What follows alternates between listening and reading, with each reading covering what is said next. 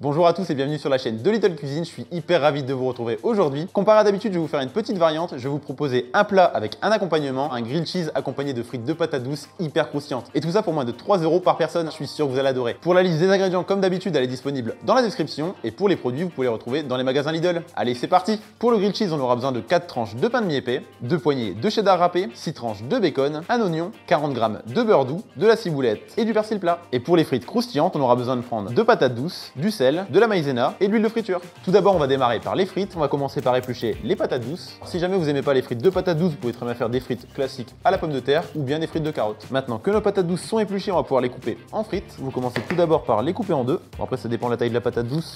La section, on va la couper en 3. Une fois que c'est fait, on va les recouper en 2. On va faire des frites assez épaisses, pas trop fines. Petite astuce pour les rendre plus croustillantes, on va les plonger dans un bain d'eau avec de la maïzena. C'est une recette que j'ai fait dans un hors-série Top Chef qui avait bien plu à un chef parce qu'habituellement les frites de patates douces sont rarement ultra croustillantes. Maintenant que nos frites de patates douces sont coupées, on va les mettre de côté. J'ai préparé un récipient avec un peu d'eau. À l'intérieur, on va mettre une cuillère à soupe de maïzena. Normalement, la maïzena a collé un petit peu au fond. On va la décoller en fouettant. Une fois qu'on a bien tout décollé, on va pouvoir prendre nos frites de patates douces et les mettre dans notre mélange.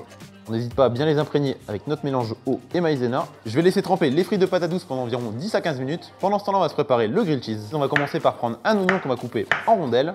Notre oignon est coupé, on va pouvoir passer à la suite. Dans une poêle, on va faire fondre un petit morceau de beurre. Pendant que le beurre est tranquillement en train de fondre, on va se préparer le bacon. J'ai pris une plaque qui va au four. Par-dessus, on va déposer les belles tranches de bacon. On va pouvoir mettre ça au four pendant 10 minutes à 180 degrés. Le bacon est parti au four et le beurre est bien fondu. On n'a plus qu'à prendre les rondelles d'oignon et les déposer dans notre poêle. On va laisser chauffer les oignons dans le beurre fondu pendant 10 à 15 minutes à feu moyen. Mais avant ça, on va mettre un petit peu de sel. Pendant que mes oignons sont tranquillement en train de revenir dans le beurre, je vais utiliser une poêle pour faire comme une friteuse. En gros, je vais mettre de l'huile de friture directement dans la poêle et je vais laisser chauffer ça à feu moyen. Pendant que l'huile est tranquillement en train de chauffer, on va prendre quelques petites tranches de pain de mie épaisse. Nos oignons sont prêts, on va pouvoir les sortir et les déposer sur nos tranches de pain. On en met une petite cuillère sur chacune des 2 tranches du bas. Le beurre que j'ai utilisé pour faire revenir mes oignons va me servir juste après pour faire revenir mes grilled cheese. Maintenant, on va utiliser le cheddar râpé. On va en mettre tout d'abord une bonne poignée par-dessus nos oignons. On va aller vérifier la cuisson du bacon. J'ai été voir au bon moment, le bacon est bien cuit comme il faut. On va en mettre 3 tranches par grilled cheese. Surtout faites bien attention à pas vous brûler avec le bacon. En tout cas, ça a l'air bien gourmand et c'est pas fini. On va remettre une bonne poignée de cheddar râpé par-dessus. Et on va refermer nos 2 sandwichs. Surtout, n'hésite pas à bien aplatir nos sandwichs pour bien faire fondre le fromage à l'intérieur. On va les laisser cuire environ 2 à 3 minutes histoire qu'ils soient bien dorés sur chacun des côtés. Normalement là, ça devrait être quasiment cuit. J'ai laissé 2 minutes sur une face, ça commence à bien dorer, c'est exactement ce que je voulais. Pendant que nos grilled cheese sont en train de finir de cuire, on va prendre la ciboulette et le persil plat et les couper en petits morceaux. J'ai pris du persil et de la ciboulette, mais si vous préférez la coriandre, ça peut très bien le faire également. Là, normalement, mes grilled cheese sont bien cuits des 2 côtés. Pendant que c'est bien chaud, on va couper un grilled cheese en 2 pour vérifier si le fromage a bien fondu à l'intérieur. Le fromage a bien fondu, on peut le voir juste là. Les grilled cheese sont prêts, on va pouvoir les mettre de côté et passer aux frites de patates douces.